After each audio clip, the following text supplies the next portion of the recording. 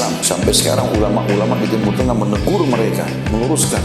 Ini pemahaman yang keliru. Bagaimana bisa membunuh-bunuh sana sini sembarangan orang? Dalam Islam pun saya bilang tadi, kalau kita harus jihad, nggak boleh kita membakar, nggak boleh membunuh orang tua. Bahkan pasukan militer pun kalau mengalah, nggak boleh. Jadikan tawanan perang ya, tapi nggak boleh disiksa. Perlu digarisbawahi. Rata-rata peperangan itu kalau dimenangkan oleh satu pasukan, tawanan itu selalu dimuamalah, selalu diperlakukan buruk. Tapi dalam Islam, perhatikan apa kata Nabi SAW, dan bebaskanlah para tawanan serta berbuat baiklah sama mereka. Sampai di zaman Nabi Muhammad SAW, setiap selesai perang, kalau ada tawanan perang, itu oleh Nabi SAW disuruh obatin, dikasih baju, digantiin bajunya, dikasih makanan. Sampai beberapa orang-orang non-muslim waktu itu yang jadi tawanan Nabi SAW, mereka sampai terkagum-kagum melihat bagaimana saking tahunya kalau bermuamalah dengan tawanan perang itu harus baik.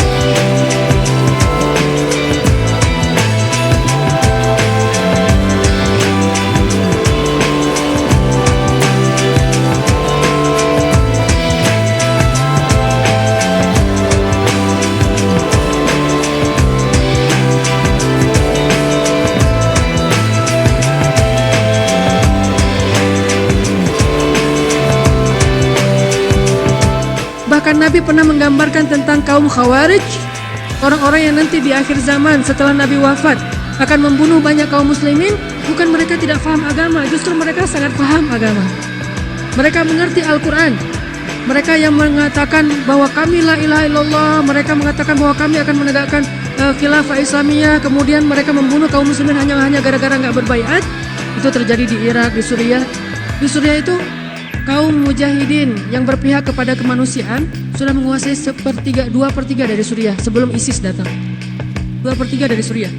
Tiba-tiba datang ISIS, kemudian 2/3 ini dihancurkan bukan oleh presiden Suriah, justru oleh ISIS. Dihancurkan habis-habisan sehingga yang 2/3 tinggal 1/10. Dan mereka juga membawa nama La ilaha illallah. Sampai di zaman sahabat itu ada kaum Khawarij.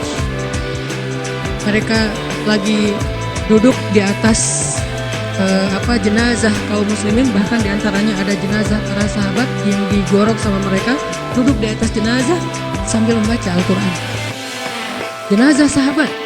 Lalu diantara mereka tiba-tiba melihat sebuah apel jatuh, kemudian yang lain mengambil apel itu, temannya bilang, jangan makan apel itu, tidak halal buat kita, karena kita tidak tahu siapa pemiliknya.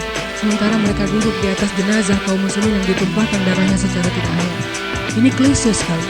Satu sisi warok banget, apel aja nggak mau dimakan kalau tidak ada izin dari pemiliknya. Di sisi lain mudah sekali menumpahkan darah orang lain. Kalau darahnya ini kafir, ini bid'ah, ini ahli neraka, mudah sekali menjudge orang lain. Sisi yang lain paham banget Al-Quran dan hadis. Kenapa? Ayat itu hanya sampai di kepala mereka, tidak di hati mereka.